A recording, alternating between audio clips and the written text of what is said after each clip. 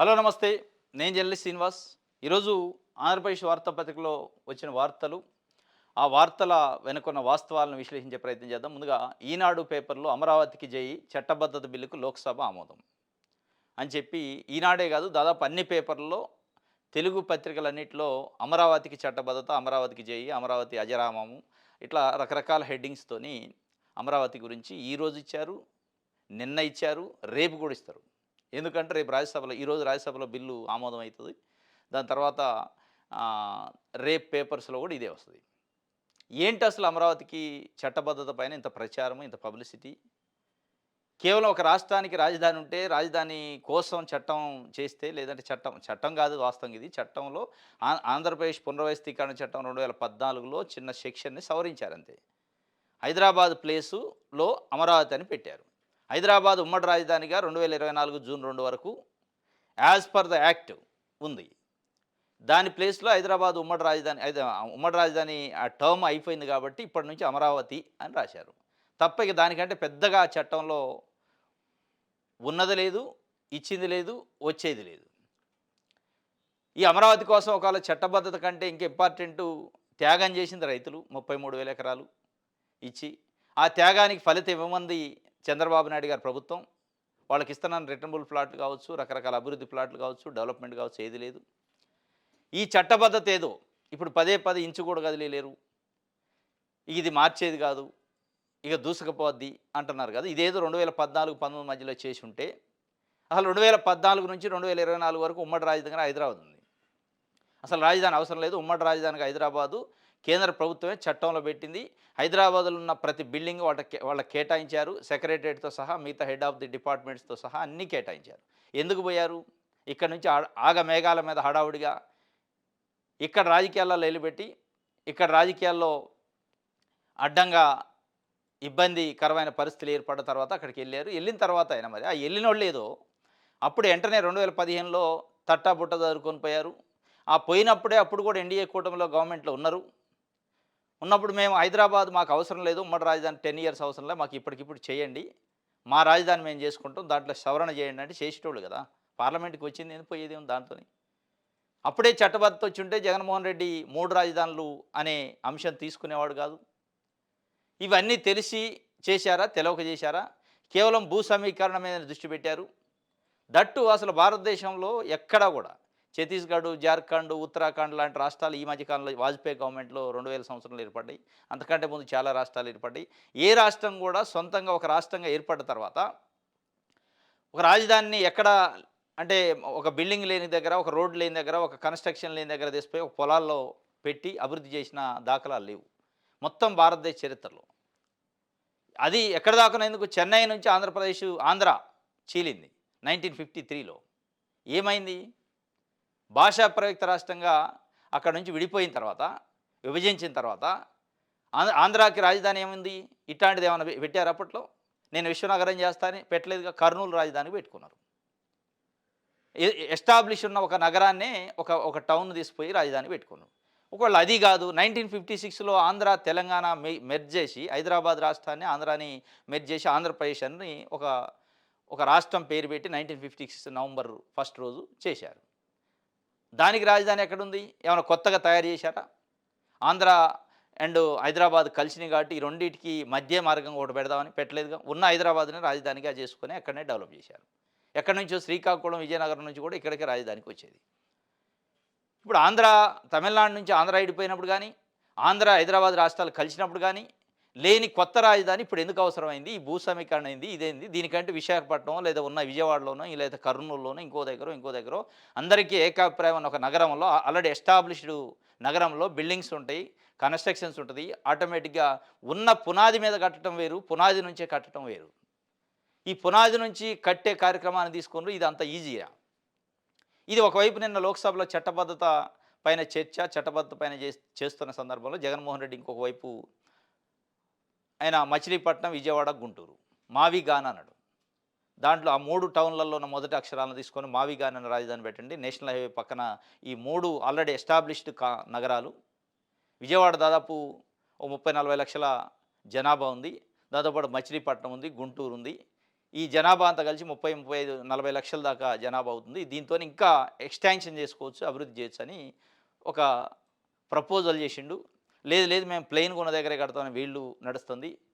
ఇప్పుడు జగన్మోహన్ రెడ్డి గతంలో 3 రాజధానుల కంటే కూడా ఇప్పుడు తీసుకున్న స్టాండ్‌కి కొంత ప్రజామోదం కూడా వచ్చే అవకాశం ఉంది. At the same time Vijayawada పరిసర ప్రాంతాల్లో విశాఖపట్నం రాజధాని అన్నప్పుడు వ్యతిరేకించారు. మా ప్రాంతం నుంచి రాజధాని పోద్దని. ఇప్పుడు విజయవాడ పరిసర ప్రాంతాల్లో రాజధాని ఉంటుంది. అమరావతి కంటే ఇది బెటర్ అనేది ప్రజల్లో ఒక చర్చను తీసుకొచ్చిండు జగన్మోహన్ రెడ్డి. ఆల్రెడీ ఎస్టాబ్లిష్ ఉన్న నగరం మచిలీపట్నం, విజయవాడ, గుంటూరు ఈ మూడింటిని కనెక్టివిటీ చేస్తే చాలా పెద్ద నగరం అయిద్ది. ఇప్పటికిప్పుడు సెక్రటేరియట్ ఇప్పటికిప్పుడు మిగతా భవనాలు, ఆఫీసులు కట్టే అవసరం ఉండదు. ఆల్రెడీ ఉన్న వాటిని వాడుకోవచ్చు. గవర్నమెంట్ ఆఫీసులు కూడా ఈ 3 నగరాలలో ఉంటాయి. వీటన్నిటితోనే ఆర్థిక భారం తగ్గిద్ది. ఇప్పుడు ఆంధ్రప్రదేశ్ ఉన్న పరిస్థితికి అమరావతిలో చంద్రబాబు నాయుడు గారు చెబుతున్న నగరం కట్టడం సాధ్యమా? నిర్మాణం సాధ్యమా? కొన్ని లక్షల కోట్ల రూపాయలు పెట్టి నిర్మాణం అది సాధ్యమయ్యే పనా? అభివృద్ధి అయ్యే పనేనా?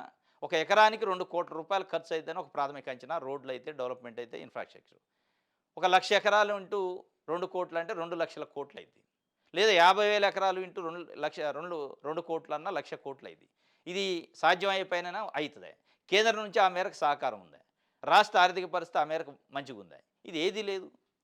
కేవలం రైతులు భూములు ఇచ్చారు కాబట్టి రైతుల కోణంలోనే రాజధాని చూసి, రైతులకి నష్టం జరుగుతుందనే కోణంలో చూసే పందాన్ని తీసుకొచ్చి రాష్ట్రం మొత్తం ఆర్థిక భారం పడేసే కార్యక్రమం చేయకుండా, ఈ మావిగాన్ అనేది పెట్టండని జగన్మోహన్ రెడ్డి ఒక తీసుకొచ్చిండు. దాంట్లో వైఎస్ఆర్‌సీపీ నిన్న వాళ్ళు కేటగిరికల్‌గా మాట్లాడుతూ వాళ్ళ ఎంపీ మిథున్ రెడ్డి రైతులు, భూములు ఇచ్చిన రైతులు, రాజధాని కోసం భూములు ఇచ్చిన రైతులకి ఇచ్చిందేంది మీరు? అభివృద్ధి చేసిందేంటి?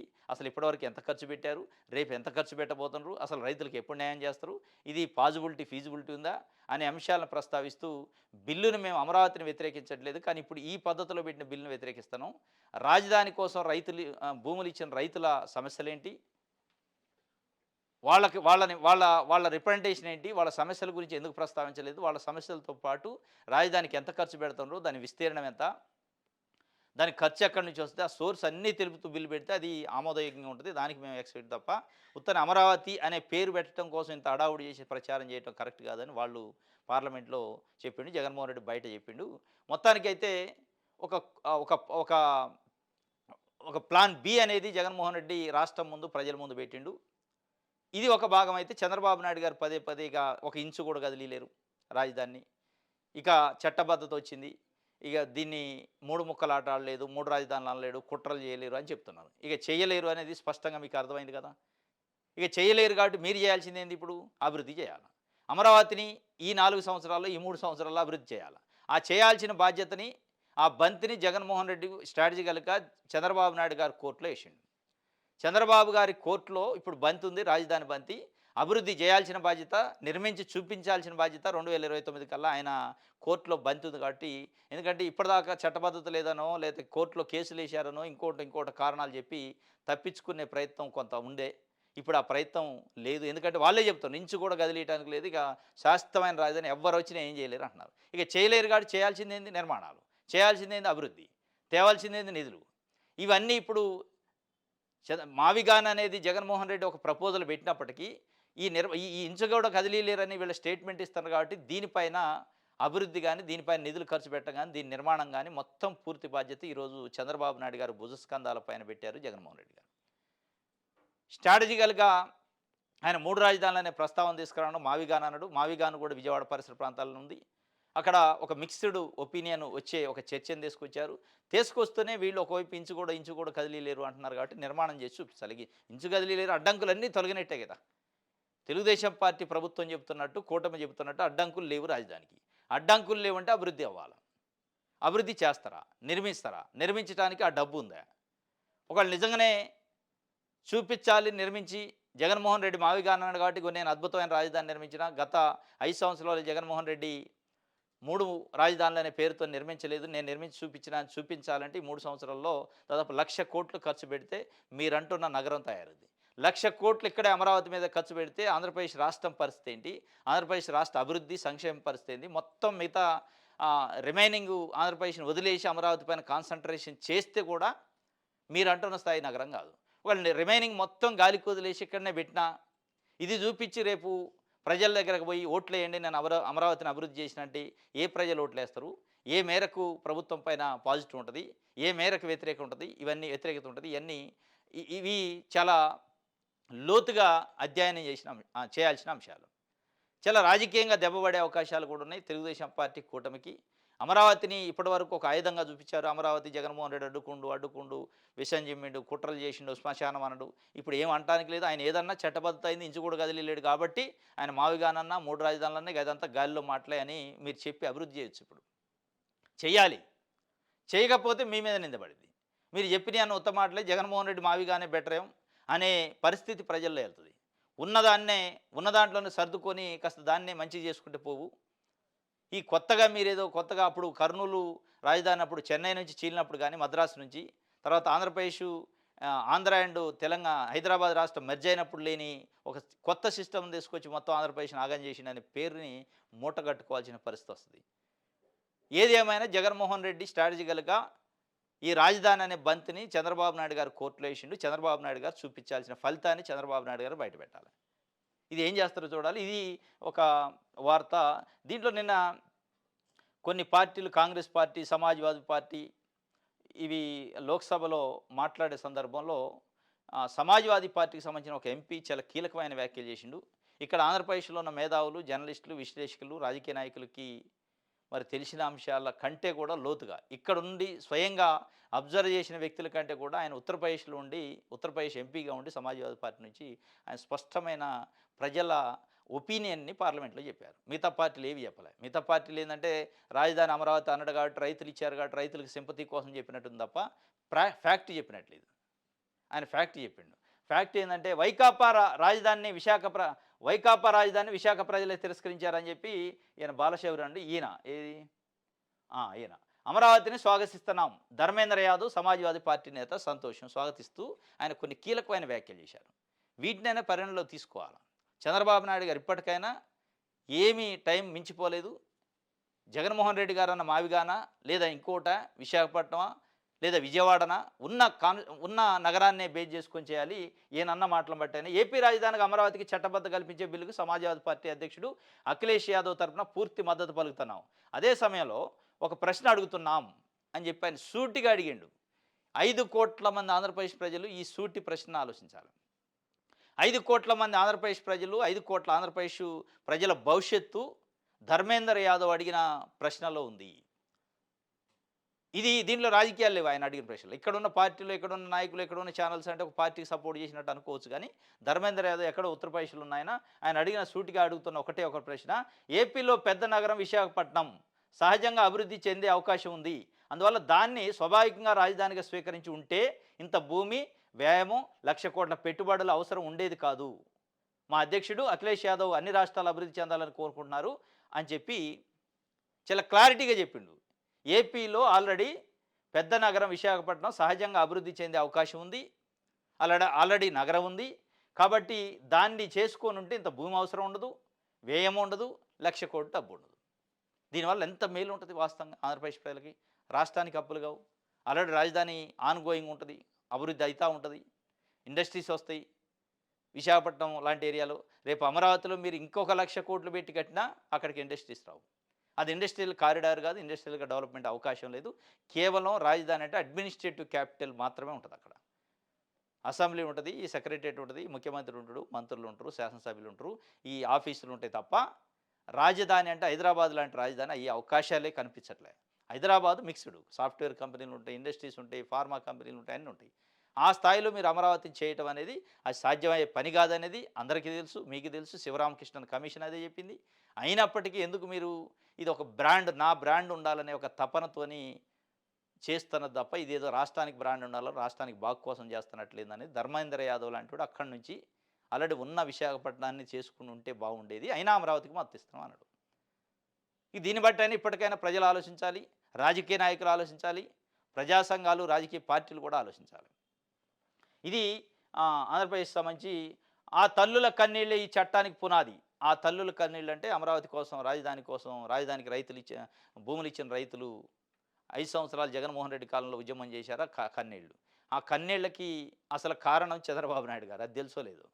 ఆ కన్నీళ్లు నిజంగానే రాకుండా ఉండడానికి ఈరోజు ఇంచు కూడా కదిలేని చట్టబద్ధత చేయించిన అంటున్నారుగా. ఇదేదో 2019కి ముందు చేసి ఉంటే ఈ కన్నీళ్లు ఉండకపోవుగా. అంటే కేవలం భూములు ఇచ్చిన రైతుల కన్నీళ్ల కోసమే రాజధాని కడుతున్నారా? రాష్ట్రం కోసం కడుతున్నారా? ఒకవేళ నిజంగానే వాళ్ళ కన్నీళ్లు తుడిచారా? ఇప్పుడు 2 సంవత్సరాలు కావస్తుంది అధికారంలోకి వచ్చి. వాళ్ళ సమస్యలు తీరినాయా? తీరుతాయా అసలు భవిష్యత్తులో? తీరే అవకాశాలున్నాయా? మీరు కలల ప్రపంచంలో వాళ్ళ ఊహల్లో తేల్చారుగా, ఆ ఊహలు నిజమైతాయా? గ్రాఫిక్స్‌లో చూసిన రాజధాని, చూయించిన రాజధాని అక్కడ అయితదా? చూస్తారా వాళ్ళు కళ్ళతోని? అవకాశాలున్నాయా? అనేది ప్రజల్లో ఉన్న ప్రశ్నలు. ఇది ఆంధ్ర రాజధానికి సంబంధించి నెక్స్ట్ సాక్షి పేపర్ చూద్దాం. రైట్. ఆచరణ సాధ్యం కాదని తెలిసి భ్రమలు కల్పిస్తూ రాష్ట్రానికి ఏ రాజధాని లేకుండా చేస్తున్నావు, అవినీతిని కప్పిపుచ్చుకోవడానికే చంద్రబాబు డ్రామాలు, వైఎస్ జగన్ మండిపాటు. ఆచరణ సాధ్యం కాదని తెలిసి భ్రమలు కల్పిస్తూ, ఇది ఆచరణ సాధ్యం కాదనేది యూపీలో ఉన్న సమాజ్వాదీ పార్టీ ఎంపీ ధర్మేంద్ర యాదవ్కు తెలిసింది. దేశంలో ఉన్న చాలామంది మేధావులకి, నాయకులకు తెలిసింది. కానీ చంద్రబాబు నాయుడు గారికి తెలవట్లే. తెలుసు. తెలిసినా ఎందుకు చేస్తున్నారు? అంటే ఒక స్క్వేర్ ఫీట్‌కి రూ. 4,000 ఢిల్లీ లాంటి, నిన్న మిథున్ రెడ్డి పార్లమెంట్‌లో మాట్లాడుతూ ఢిల్లీ లాంటి దేశ రాజధాని నగరంలో కూడా అక్కడ ఇసుక దొరకదు. అటువంటి నగరంలో కూడా స్క్వేర్ ఫీట్‌కి రూ. 4,000 చొప్పున పీడబ్ల్యూ డిపార్ట్మెంట్ కన్‌స్ట్రక్షన్ చేస్తుంది. కానీ అమరావతిలో ఈరోజు అమరావతికి పట్టుమని 10 కిలోమీటర్ల దూరం పోకుండానే ఇసుక కూడా దొరికే అవకాశం ఉంది. అన్ని వనరులు ఉన్నాయి. అటువంటి అమరావతిలో ఒక స్క్వేర్ ఫీట్ రూ. 12,000.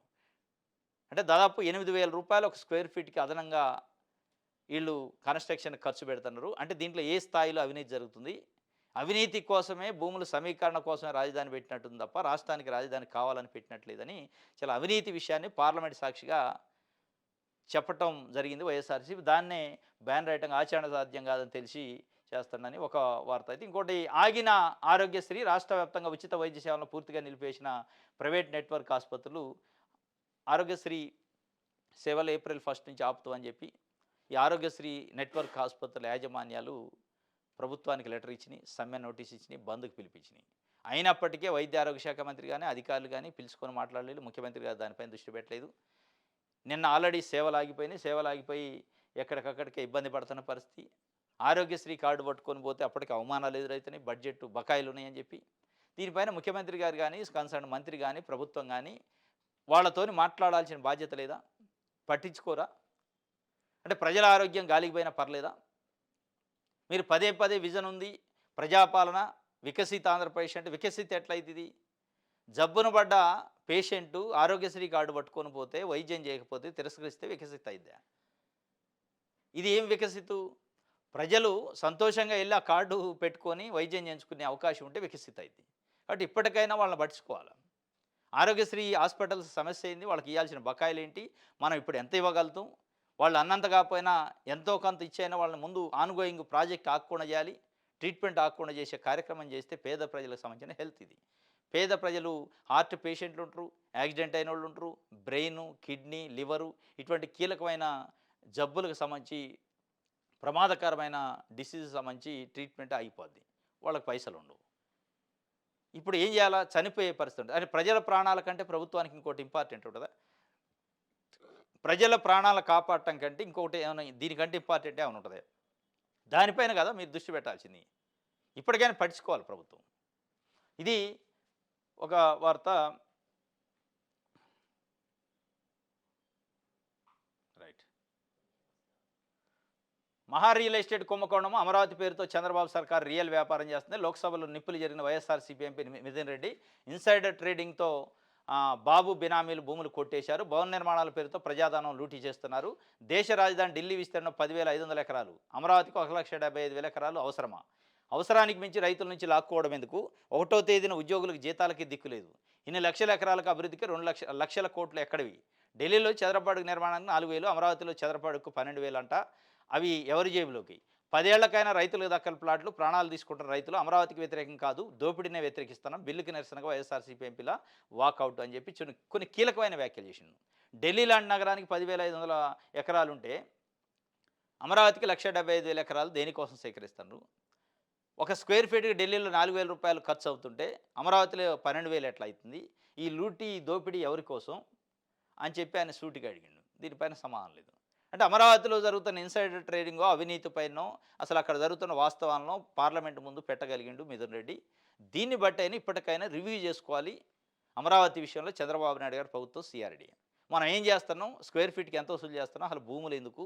ఇంతింత భూములు ఎందుకు మనం సమీకరిస్తున్నాం? ఈ భూమితోని మొత్తం భూమిని సమీకరిస్తే సరిపోదు కదా! ఆ భూమిని సమీకరించిన తర్వాత దాన్ని ఇప్పుడు ఇల్లు అలగగానే పండగ కాదు. లేదంటే మనకి ప్లేస్ ఉందని విశాలంగా ఇక పునాదేసి మొదలుపెట్టినాం అనుకో, ఒక 10 గదులు ఇల్లు కట్టలేస్తామా? మన స్థాయి ఏంటి?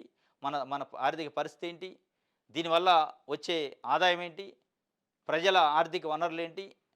ఇవన్నీ చూసుకోకుండా ఆర్భాటంగా, హడావుడిగా, అట్టహాసంగా నేను చేస్తానని చెప్పుకోవడానికి పనికొస్తది తప్ప, దీంతో ప్రజలకి, రాష్ట్రానికి ఒరిగేది ఏంటి అనేది ఇప్పుడు ప్రశ్న.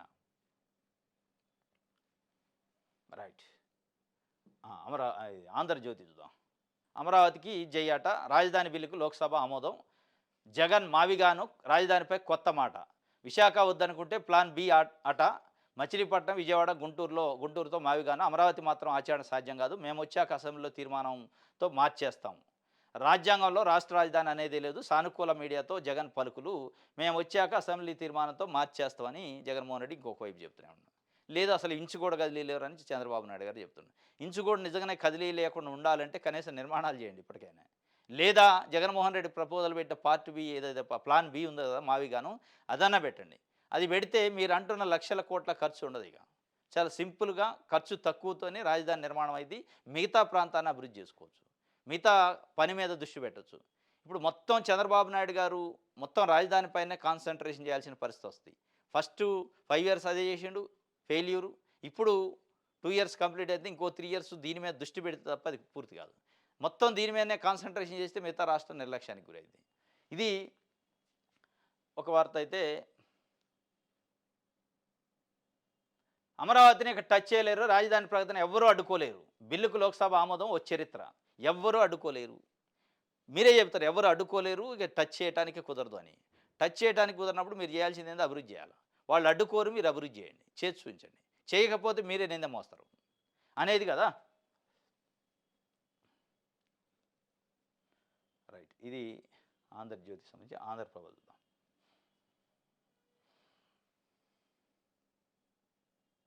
సందిగ్ధతకు తెరాట, ఏకైక రాజధాని అమరావతి అని చెప్పి ఆత్మగౌరవానికి ప్రతీక, చారిత్రాత్మకమని నారా లోకేష్ గారు. నా రాష్ట్రం ఆంధ్రప్రదేశ్, నా రాజధాని అమరావతి. జగన్ ఎన్ని జన్మలైతే అమరావతిలో ఒక్క ఇటుకను తాకలేడు. అయిపోయా, మంచిది, సంతోషం. జగన్ ఇటుకను తాకపోతే మీరు ఇటుకలు కట్టాలి కదా. ఫస్ట్ ఇటుకను ఆయన తాకుడు తాకపోవడం ప్రజలు చూసుకుంటారు. అది జగన్ ఇటుకను తాగుడుతాడా తాకడా జగన్కి మీకు పంచాయతీ కాదు. ఇది రాష్ట్రానికి, రాష్ట్ర రాజధానికి సంబంధించిన సమస్య.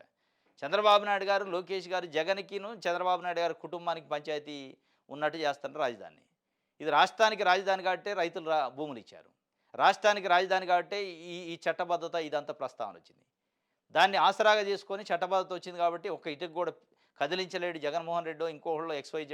కాబట్టి మీరు చేయాల్సింది అభివృద్ధి చేయాలి. మళ్ళీ అదే ముచ్చట్లు అదే మాటలు చెప్పుకుంటూ 5 సంవత్సరాలు గడిపిన తర్వాత 2029లో మళ్ళీ మేము గెలిస్తేనే, లేదంటే జగన్మోహన్ రెడ్డి ఇస్తే మావిగాన్ చేస్తాడు, లేదా విశాఖపట్నం చేస్తారనే ఒక కాకమ్మ కథలు చెప్పకుండా ఇప్పుడు అభివృద్ధి చేసి చూపించండి. ఇప్పుడు మీ చట్టం కంటే అభివృద్ధి ముఖ్యం.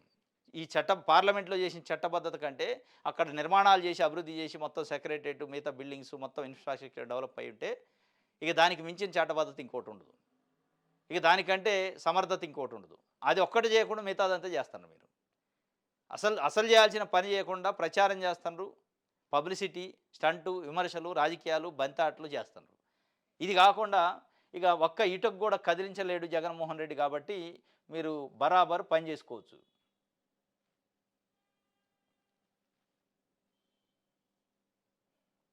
రైట్. ఇది ఆంధ్రప్రభకు సంబంధించి.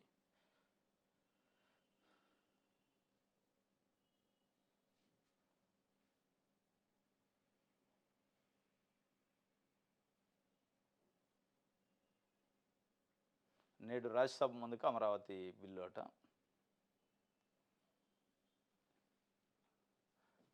3 రాజధానులకు వ్యతిరేకంగా పోరాడామని సీఎం రమేష్ చెబుతున్నాడు. ఇప్పుడు పోరాడారు, అయిపోయింది, ఇక కథ ముగిశాయి. ఇప్పుడు చేయాల్సింది ఏంది? బీజేపీ ఎంపీగా ఉన్నారు, ఒక 50,000 కోట్లు దేంటి అమరావతికి? ఈ పోరాటాలు, ఈ సెంటిమెంట్లు ఎందుకు అక్కడ చూపించేది? బీజేపీ ఎంపీలు మాట్లాడారని పురంధరేశ్వరి గారు, సీఎం రమేష్ గారు వీళ్ళంతా. ఇప్పుడు ఎక్కడ మాటలు చెప్తుండ్రు జగన్మోహన్ రెడ్డినో లేదా గత ప్రభుత్వాన 3 ముక్కలాట, 3 రాజధానులని చెప్పిందని చెప్తారా? చెప్పిన దాన్ని ప్రజలందరికీ తెలిసిందే కథ మళ్ళా నువ్వు పార్లమెంట్‌లో చెప్తే సుఖం. మీరు చెప్పాల్సిందేంటి? ఆయన ఇది చేసిండు మేము 50,000 కోట్ల బీజేపీ ప్రభుత్వం నుంచి ఎన్డీఏ గవర్నమెంట్ నుంచి తీసుకొచ్చి అభివృద్ధి చేస్తామని చెప్పట్లే. కేవలం అమరావతి పెట్టి దానికోసం సంబరాలు చేసుకుంటే ఏముంటది? ఎంత స్థాయిలో చేస్తానంటే తెలంగాణ ఉద్యమం జరిగి తెలంగాణ బిల్లు పార్లమెంట్‌లో ప్రవేశపెట్టిన రోజు కూడా ఈ స్థాయిలో పబ్లిసిటీ చేయలే. తెలంగాణ అంటే ఒక రాష్ట్రం ఏర్పడదు ఆ రోజు. ఒక ఉన్న రాష్ట్రాన్ని చీల్చి ముక్కలు చేసి ఆంధ్రప్రదేశ్, తెలంగాణని 2 రాష్ట్రాలుగా ఏర్పాటు చేస్తే ఉద్యమం చేసిన పార్టీ, ఉద్యమం చేసిన రాష్ట్ర ప్రజలు ఏ స్థాయిలో సంబరాలు చేసుకోవాలి? ఏ స్థాయిలో పబ్లిసిటీ చేసుకోవాలి? అంతకంటే ఎక్కువ అమరావతి అనే పదాన్ని పెట్టినందుకు ఈ స్థాయిలో పబ్లిసిటీ అన్ని పేపర్‌లలో వచ్చింది. ఏమొస్తది దీంతోని ప్రజలకి? ఏదన్నా నిజంగానే కేంద్ర ప్రభుత్వం ఒక 80, 70 వేల కోట్లు కేటాయించింది అమరావతి కోసం సంబరాలు చేసుకోవాలంటే సంతోషం. ఏం లేదు కదా ఆడ. ఉన్న అమరావతి ఫస్ట్ నుంచి చెప్పే అమరావతి కథే ఆడ పేరు ఒకటి పెట్టారు. పేరు పెడితే అభివృద్ధి అయిద్దా? కాదు కదా! ఏంటి పబ్లిసిటీ? నారా లోకేష్ గారు టీవీలో చూసిండట లోక్‌సభలో చర్చ జరుగుతుంటే చాలా సంతోషం పులకించిపోయిందట. ఏంటికి పులకించింది? ఏమన్నా ప్రధానమంత్రి నరేంద్ర మోడీ అనౌన్స్ చేసిండా డబ్బులు? ఒక 50,000 కోట్లు అమరావతి కోసం మేము ఇస్తున్నాం నిధులని చెప్పిండా? అభివృద్ధి చేసుకోండని చెప్పలేదు కదా! అమరావతి అని పెడితే పులకించాది. ఏముంది ఆ పులకింత అందులో? ఈ పులకింతలు చెప్పి మళ్ళా మాటలు చెప్పి మాయ చేసే కార్యక్రమం చేయకుండా అభివృద్ధి చేయండి. ఎట్లా చేస్తారో చెప్పండి ఇప్పుడు. కేంద్రం ఒక రూపాయి ఇచ్చే పరిస్థితి లేదు, ఇవ్వట్లే. రాష్ట్రం దగ్గర డబ్బు లేదు. మీరు అంటున్న మాటల గారడి లేదంటే గ్రాఫిక్స్ రాజధాని ఎట్లా అవుతుంది అనేది ప్రజలు ఎదురు చూస్తున్నారు. ఎట్లా అవుతుందో చూద్దామని. రైట్. ఇది ఈరోజు న్యూస్ అనాలిసిస్. రేపు తాజా వార్తలతో తిరిగి కలుస్తుంది. Thank you.